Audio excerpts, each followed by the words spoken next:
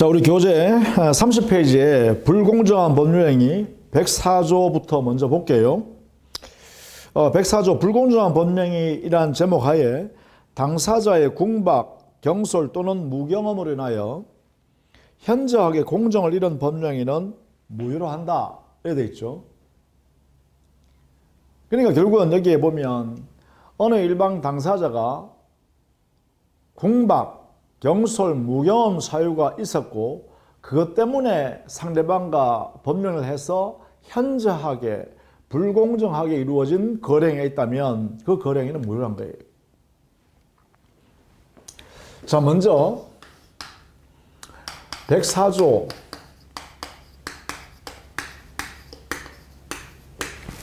불공정한 법률행위.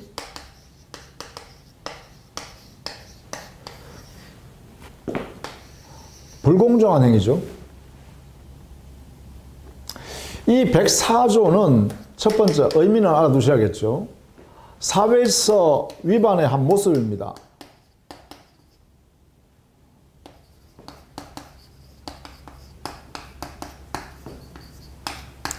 구체적 사례다. 그래서 보통 이렇게 표현하죠. 104조는 103조의 예시 규정이다. 구체적으로 예를 들어 놓은 규정이다. 이렇게 해석합니다. 예시 규정이라고. 예시 규정이다. 자, 그러면 도대체 불공정한 거래행위, 법률행위라고 하기 위한 요건이 뭘까? 이 중요합니다. 요건이란 말은, 법에서 요건이란 말은 굉장히 중요합니다. 일정한 법적 효과가 발생하기 위해서 필요한 요소들을 모아놓은 것을 요건이라고 그러죠. 그러니까 이 요건에는 객관적 요건과 주관적 요건을 이렇게 나누어져 있습니다.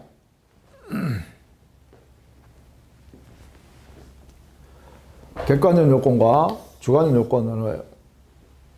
객관적 요건이란 개념은요, 항상 그렇습니다. 일반적으로 누구든지 알 수 있는 사실들을 말합니다. 누구든지 알 수 있는 사실. 그럼 여기서 불공정하다라는 객관적 상황이 뭐냐 하면 주고받은 관계, 즉 급부와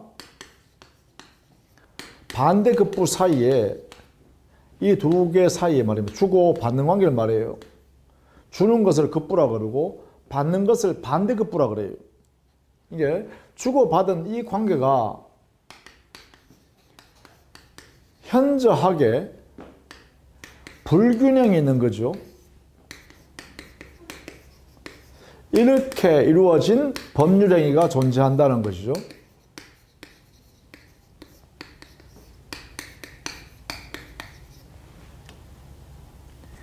자, 이 법률행위의 거래 내용을 보니까, 주고받은 관계를 보니까 현저히 불균형한 상태로 이루어졌더라.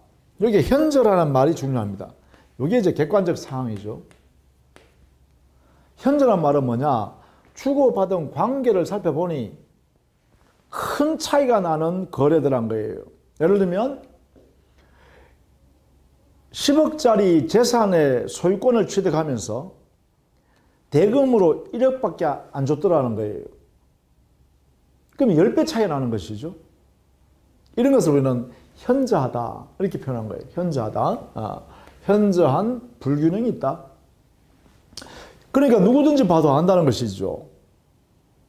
누구든지 봐도 주고받은 관계가 너무나 큰 가치 차이가 있는 상태에서 주고받은 관계가 존재하는 그러한 거래입니다. 이거 객관적이다, 그죠? 객관적 요건입니다. 주관적이란 말은 일반적으로 주관적이란 말은 개별적 사정, 즉 사람에 있어서 개별적 사정이나 혹은 사람의 내면적 사정, 그런 것을 보통 주관적이라 그럽니다.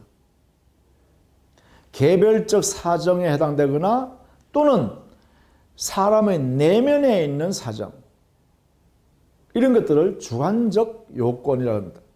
그럼 여기서는 어떠냐? 주관적이라는 것은 자, 현저한 불균형을 거래했으니까 한 사람은 피해를 보는 사람이 되겠죠.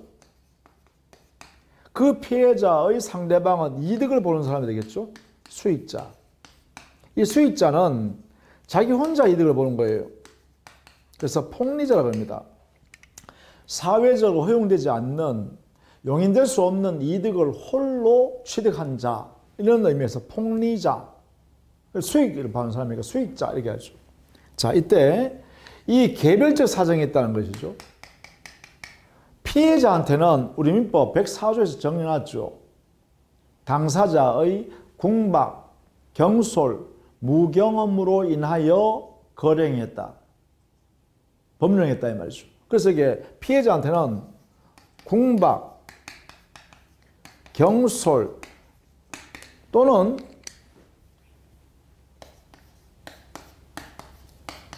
무경험 이것 때문에 이 행위를 했다. 이 말은 이것 때문에 이 행위를 했다라는 것은 이게 원인이 되어서 결과적으로 이러한 행위를 했다 이런 말이니까 이것은 인과관계가 있는 거죠. 이런 말을 써도 무방합니다. 가능합니다. 이런 말 써도. 궁박, 경솔, 무경험. 개념 정리하죠.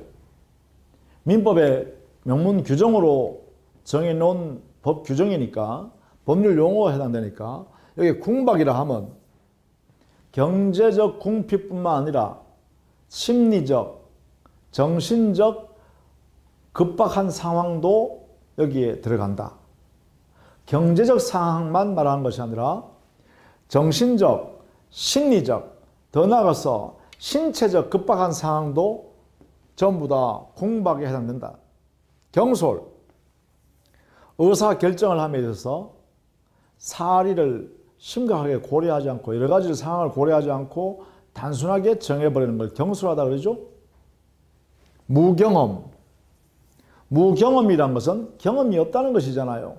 경험이 없는데 거래 일반 행위를 해본 적이 없다는 것입니다. 그래서 이게 이 무경험의 의미는 거래 일반의 경험이 부족하다 이런 뜻이다.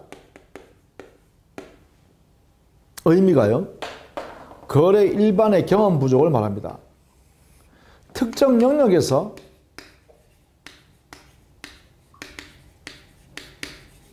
경험 부족 이런 뜻은 아니다.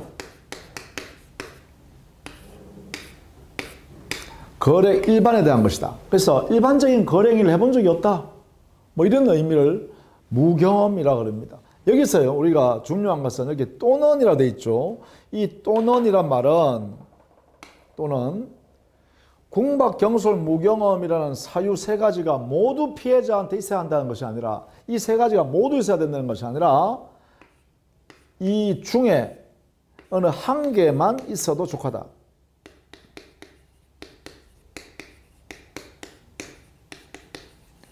이런 뜻을 하고 있습니다. 궁박, 경솔, 무경험이라는 사유 중에 어느 한 개만 있어도 피해자는 이 요건을 갖추었다라고 해서 하는 겁니다. 그 다음에 수익자에 관한 요건인데요. 이 수익자에 관한 요건은 우리 민법 104조에는 명문으로 주어져 있지 않습니다. 이 104조를 해석하면서 불공정한 거래행위라는 이 행위는 사회 질서에 위반되는 구체적 사례를 규정한 예시 규정이다 했으니까 이 수익자는 피해자의 궁박, 경솔, 무경험이라는 이런 사유가 있다는 것을 알면서 이용해서 거래해서 자기 혼자 이득을 취하려는 의도가 있어야겠죠. 폭리자. 그래서 폭리자라는 거죠. 따라서 폭리자인 수익자는 이런 사실을 알면서 이를 이용해서 이러한 거래를 해야겠다라는 의사를 가지고 있어야 합니다. 즉 이게 바로 폭리 의도죠. 자기 혼자만 이득을 취하겠다라는 의도입니다. 이런 의도가 존재합니다.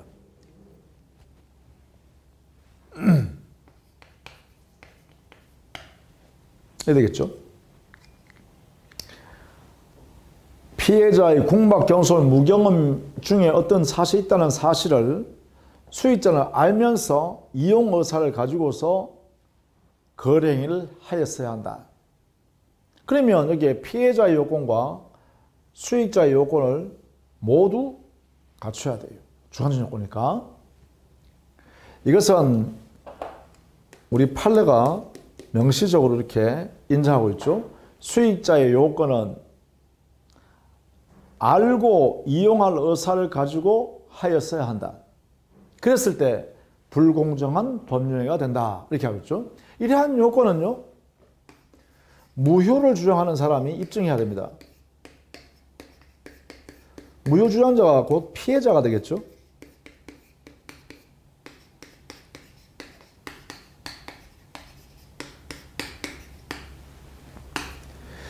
이 요건 전부를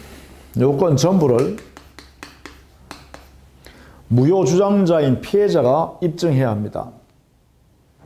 객관적 요건도 존재하고 주관적 요건, 피해자, 수익자의 이러한 요건이 존재한다는 사실을 무효 주장자인 이 피해자가 입증하여야 드디어 법원으로부터 이 무효의 판단을 받아낼 수가 있습니다. 입증 책임은 모두 무효 주장자인 피해자한테 있다. 이 말은, 모두 입증하라는 말은 객관적 요건을 증명했다고 해서 주관적 요건으로서 수익자에게 이러한 폭리 의도가 있었다고 추정된다라는 사실을 부정합니다. 즉 어떤 사실에 대해서, 요건 사실에 대해서 추정하는 내용이 없습니다. 전부 다 입증해야 되니까. 자, 이런 내용의 의미를 가지고 있습니다. 자, 이 요건을 갖추면 효과는요, 세 번째. 당해 104조 불공정한 법령에는 무효가 되죠. 이 무효입니다. 무효. 권리 의무가 발생하지 않습니다. 자, 그런데 여기서도 조심해야 되겠습니다. 이행하기 전이면, 이행하지 않으면 되죠. 불필요합니다. 이행할 필요 없습니다. 그런데 이행한 후일 때는 어떻게 되냐. 이미 이행했다면 그때는 그 이득을 받은 사람은 부당 이득이 된다 그랬잖아요. 그런데 여기서는 이 104조가 103조의 예시 규정에 해당되고 103조 사회질서 위반에 해당되는 사람의 지위는 누구냐? 바로 폭리자가 자기 혼자 이득을 취할 폭리 의도가 있다. 그래서 이 폭리자의 의도가 103조 사회질서 위반의 의도가 있다. 이렇게 해석할 수 있죠.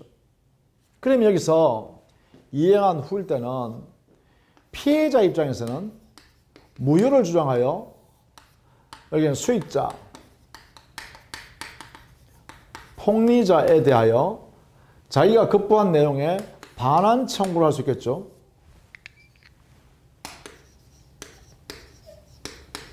이렇게 할 수 있습니다. 이렇게. 내가 피해자인 내가 수익자 당시한테 급부이행한 재산을 반환하라 라고 반환 청구를 할 수 있습니다. 그런데 이 수익자가 피해자한테 급부이행한 것은 반환 청구권이 인정되지 않습니다. 수익자한테는 반환 청구권이 없습니다. 피해자에게 급부이행한 내용을 돌려줘 이렇게 할 수가 없다. 그 이유는 뭐냐? 이 수익자는 바로 폭리자에 해당되고 이 폭리자는 반사회 질서의 목적을 가지고 의도를 가지고 자기 재산을 급부이행한 것이기 때문에 준 것이기 때문에 반환 청구할 수 없다. 이렇게 되겠죠. 자, 이 부분이 대단히 중요합니다. 우리 교재를 볼까요? 31페이지에 요건, 객관적 요건과 주관적 요건을 각각 기억 안에서 설명하고 있죠.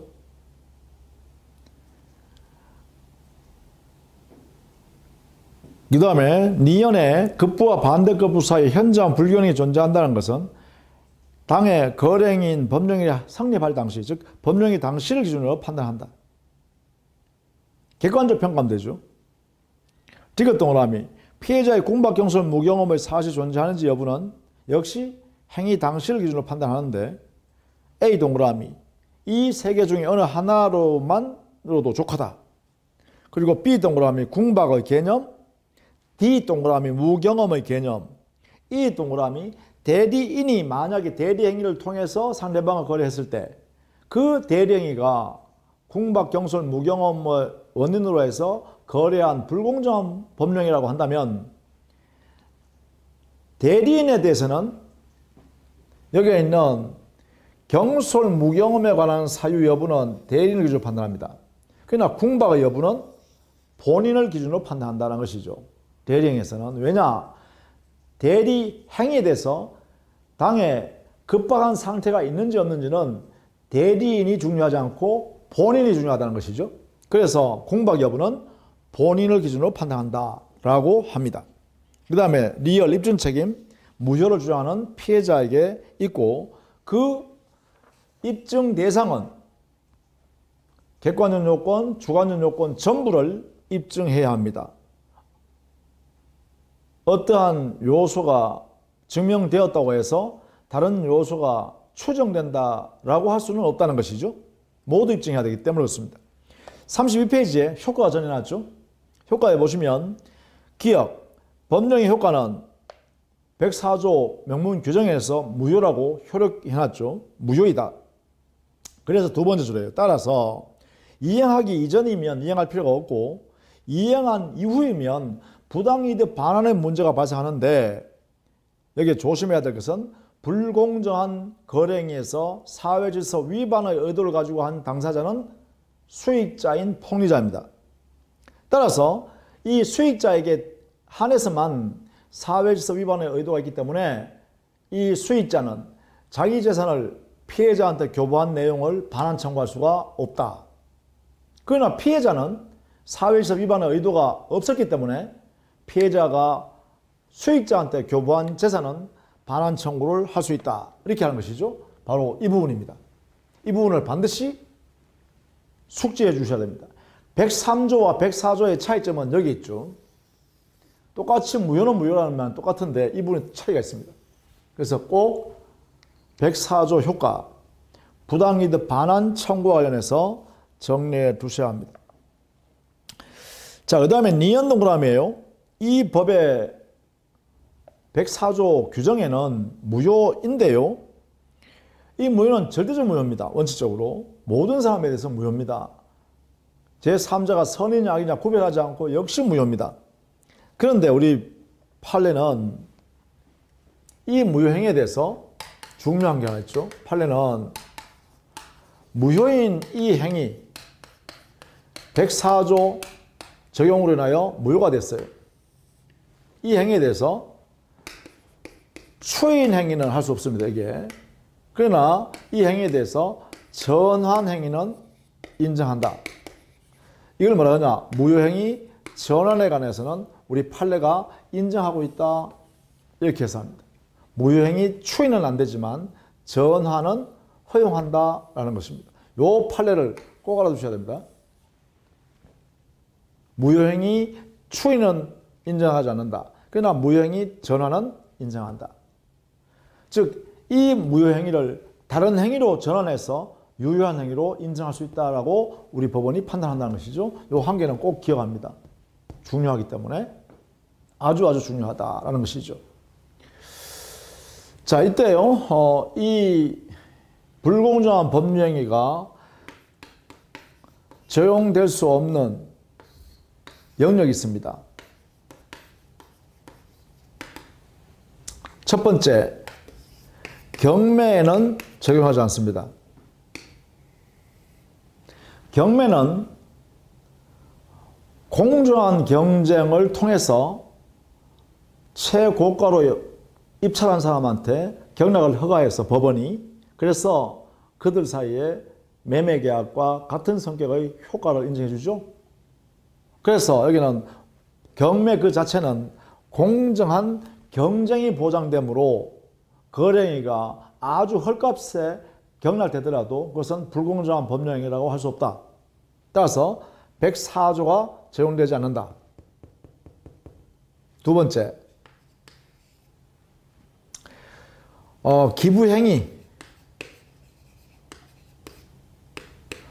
기부행위, 이걸 보통 우리는 무상행위라고 그러죠.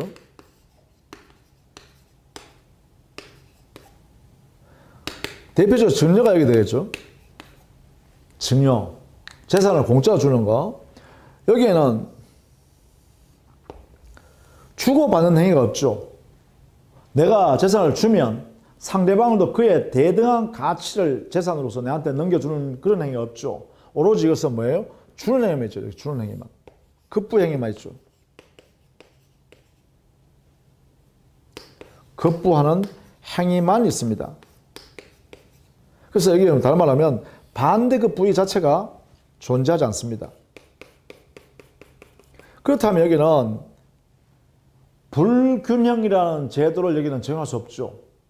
주고받은 관계가 있을 때 현저한 불균형이 존재한다라고 할 수 있을 거 아니에요? 그러니까 이거는 이 행위 자체에 이미 뭐예요? 주는 행위만 인정하는 제도잖아요. 그러니까 기부행위 혹은 무상행위, 이걸 이제 증여계약이라 하죠. 증여행위에는 104조가 적용될 영역이 아니다. 이렇게 되겠죠. 그래서 이런 영역에는 104조가 적용되지 않는다. 적용되지 않는 영역입니다. 104조 문제가 발생하지 않는 영역이다. 이 말이죠. 그래서 이렇게 정리를 좀 해 두시면 좋겠다. 104조. 자, 그러면 우리가 103조, 104조에 관한 내용을 전부 다 배웠습니다. 그 중에 우리는 부동산의 이중매매라는 형태를, 모습을 한번 공부해 보도록 하겠습니다. 이건 사례 문제로 잘 나오는 문제죠. 그래서 우리 교재는 구체적으로 쓰지 않았습니다만 문제 풀이 과정에서는 중요한 부분이기도 합니다. 부동산 이중매매라는 모습은 먼저 어떤 모습이냐 하면, 모습. 자, 갑이 자기 소유 부동산을 을과 매매계약을 체결했습니다. 이렇게. 예컨대 10억에 이렇게 매매계약을 체결했습니다. 그래서 계약금, 중도금, 계약금 및 중도금을 예컨대 5억을 지급했다.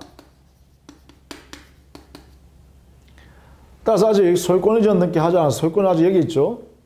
계약금 및 중도금만 지급했으니까, 그럼 이 매매계약은 당사자 사이 유효한 거래이니까 유효한 매매계약이겠죠. 자, 이렇게 매매계약하고 소유권 아직 여기 있습니다. 갑한테 있습니다. 그런데 갑의 이 소유권이 만약에 폭등하게 돼서 여기에 병이라는 사람이 와가지고 말이죠. 자기가 20억에 사겠다고 계속 이야기하네요. 자, 이때 병이. 그러니까 이렇게 20억에 매매계약을 체결했다. 이렇게. 그러면 어떻게 돼요? 하나의 토지 소유권을 매매가 2개 이루어졌죠. 이렇게. 자, 그러면 여기 있는 갑과 을 사이 매매계약을 제1매매계약이라 하고 을을 제1 매수인이라고 칭하죠.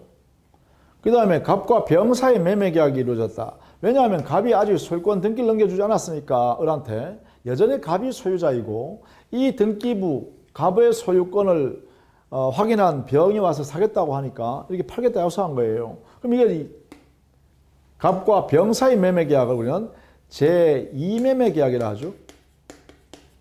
그러면 병을 우리는 제2매수인이라고 칭하게 되겠죠.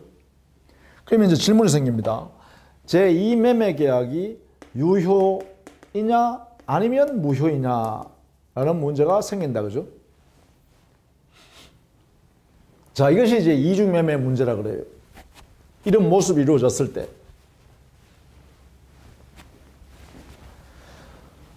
자, 저거니 제1매매계약하고 계약금 및 중도금만 이렇게 지급했다면 소유권은 갑이 가지고 있죠. 여전히 갑이 소유자입니다. 소유권을 넘게 하지 않았으면 아직 여전히 갑이 소유권 가지고 있어요. 그러니까 갑은 제1매매계약이 있음에도 불구하고 제2매매계약을 또 했다라는 것입니다. 자, 이때 이 모습에서 말입니다. 첫 번째, 이 제2매수인이 유효냐 무효냐에서는 원칙,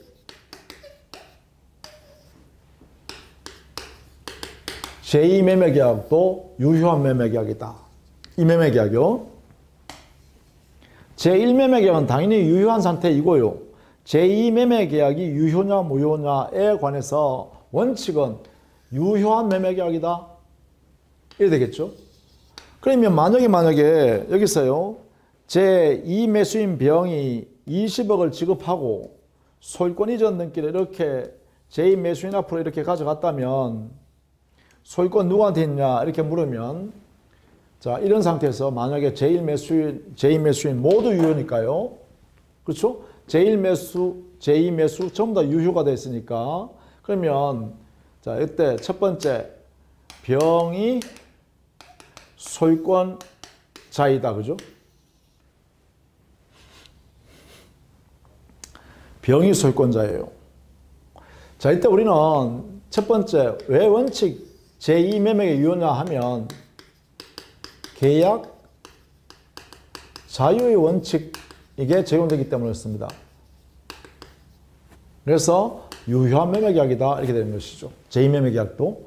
그렇기 때문에 우리 민법 186조 매매계약에서 소유권 취득하려고 그러면 소유권 이전 등기가 돼 있어야 소유권 취득이에요. 그래서 첫 번째 병이 소유권 취득합니다. 그러면 이때 제1매수인 을이라는 사람은 어떻게 되냐? 매수인은 이렇게 할 수밖에 없죠. 갑 매도인한테요. 이행불능이 되어버렸잖아요. 얘가 채무불이행이었습니다. 채무이행하지 않았죠. 자기 고의로 다른 사람한테 소유권 넘겨줘 버리기 때문에 이행불능을 만들었죠. 따라서 제1매수인 을이라는 사람은 매도인 갑에 대해서 소유권 이전할 채무를 이행할 수 없게 만드는 채무불이행한 자에 대해서 계약을 해제하고 해제권을 행사하고 어떻게 해요? 손해배상을 청구하면 되겠죠.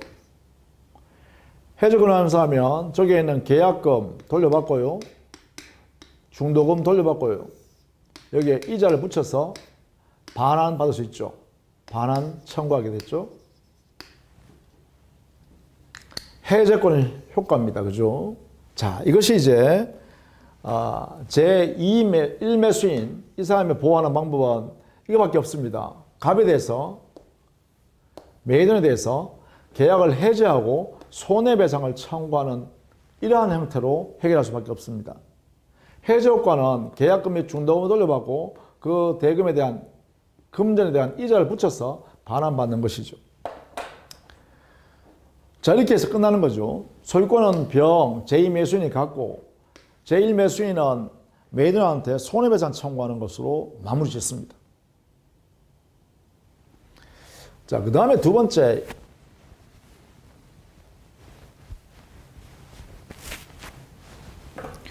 만약에 예외적으로 제2매매계약이 무효가 되는 경우가 없는가?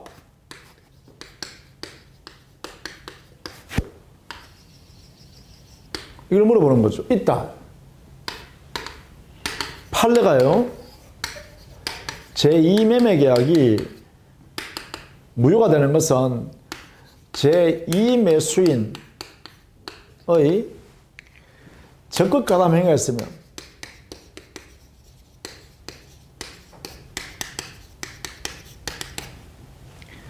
제2매수인의 적극가담 행위가 존재하면 그 제2매매계약은 무효가 된다. 자, 이것을 꼭 알아두셔야 됩니다. 제2매매계약이 무효가 되는 경우 제2매수인이 적극가담 행위입니다. 적극가담이라는 이 행위라는 것은 어떤 거냐 하면 적극적으로 자기한테 팔게끔 종용을 한다든가 자기에게 팔도록 적극적으로 권유한다든가 회유한다든가 이렇게 해요.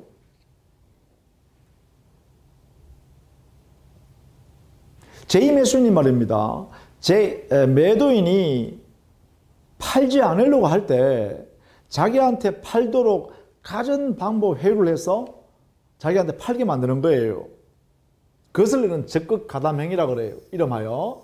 따라서 우리가 적극이라는 말, 가담하는 행위에서 적극 가담이라는 말이 나오면 우리 법적으로는 이것은요,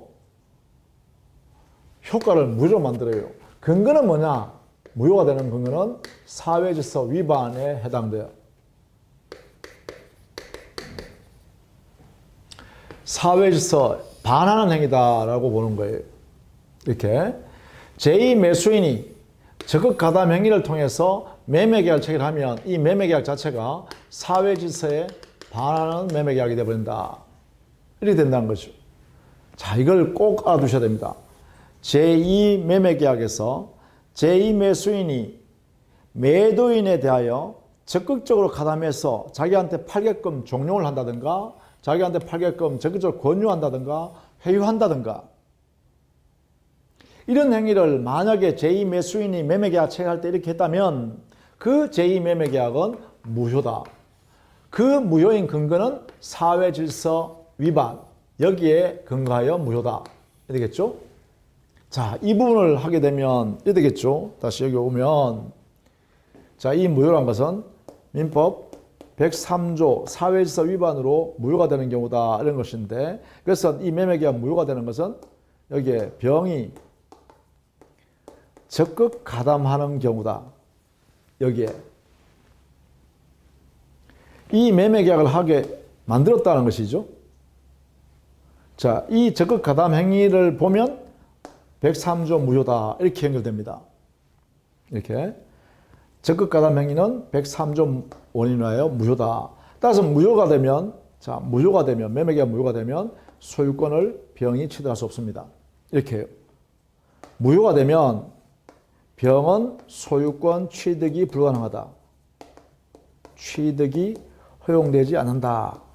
따라서 설령 을앞으로 소유권 등기가 이전되어 있어도 이 등기 안에 있는 소유권은 병한테 존재하지 않습니다. 왜냐? 이 매매계약이 무효인 상태이기 때문에 그렇습니다. 따라서 거래행위가 무효가 되면 거래하려 하는 권리를 취득할 수 없다. 소유권 취득할 수 없다는 거예요. 그러면 이 소유권 등기라는 자체는 뭐냐? 권리도 소유권도 들어있지 않는 등기이기 때문에 무효 등기에 해당한다. 이렇게 되겠죠? 자, 그러면 이제 여기서 정리하면 이렇습니다. 먼저 첫 번째, 병은 소유권을 취득할 수 없다. 따라서 소유권 등기라는 것은 무효인 등기에 불과하다. 무효 등기에 불과하다. 이렇게 되겠죠? 병이 가지고 있는 등기는 무효 등기다. 자, 그 다음에 그렇다면 두 번째, 갑과 을 사이에는 매매계약이 유효한 상태이므로 어떻게 되죠? 을은 갑에게 소유권 이전해달라고 등기 청구할 수 있죠. 근데 문제는 갑은 소유권 등기가 없습니다. 이게 지금 없습니다. 없는 상태입니다. 없는 상태. 없죠. 자, 그렇다면 을이라는 사람은 소유권 취득할 방법을 찾아야겠죠.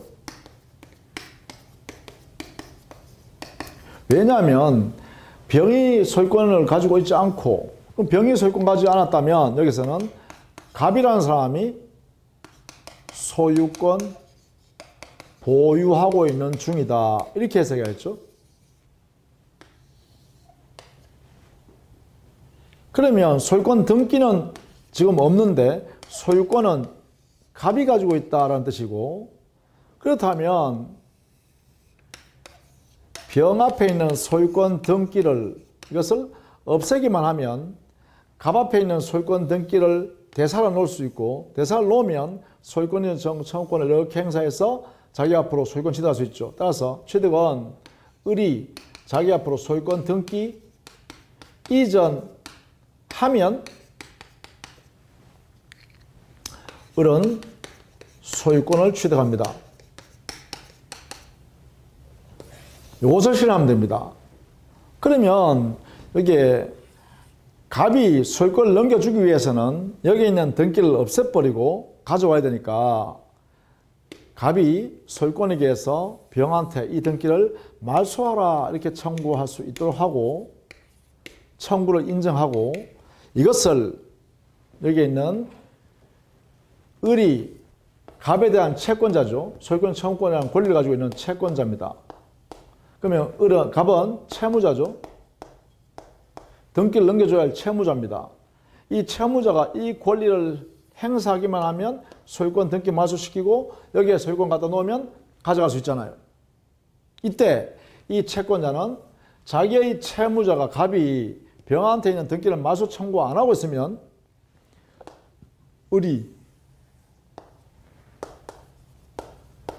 채무자 갑을 대위해서 그 자리에 대신해서 이렇게 행사하겠다라는 것입니다. 이렇게 갑을 대위해서 대신 행사하겠다 이 말입니다. 이렇게. 자, 이걸 우리는 여기다 정리하면 을은 갑을 대신해서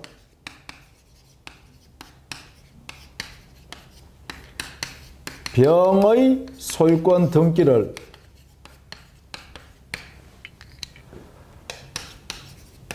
말소 청구할 수 있다.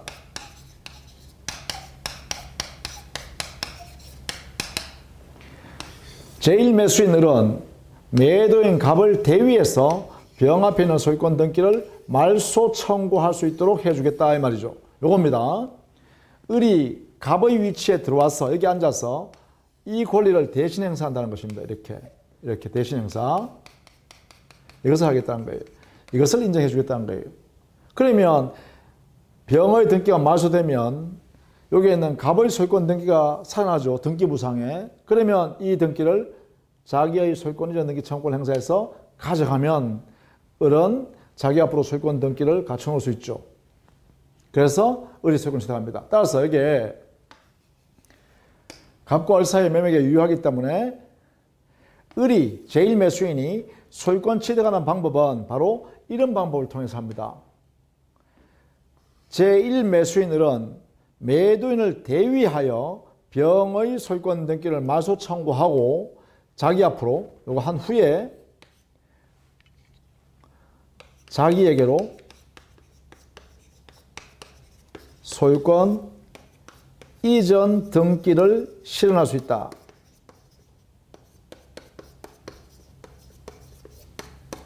이때 소유권이 이제 을 앞으로 소유권이 온다 이 말이죠. 왜 이러냐면 여기에 을이라는 사람은 직접 병에 대하여 병이 소유권 등기를 가지고 있는데 이 병에 대하여 직접 등기 청구할 수 있는 권리가 이게 인정되지 않기 때문에 그렇습니다. 직접은 안 되기 때문에 그렇습니다. 권리가 없기 때문에 그렇습니다. 을이 직접 병한테 이래라 저래라 할 권리가 없습니다. 그러니 결국은 을은 갑한테 등기 청구할 수 있는 이 권리가 있으니 이 권리를 실현하기 위해서는 갑이 병 앞에 있는 등기를 말소시킨 다음에 그 자기 앞에 등기를 갖춘 다음에 등기를 넘겨주면 되는데 이때 갑이 이 등기 말소 청구를 하지 않으니까 채권자가 채무자의 권리를 대신 행사해서 이걸 우리는 채권자가 대위한다 그래요. 채권자가 대위해서 채무자의 권리를 대신 행사한다. 요걸 행사한다는 거죠. 이렇게.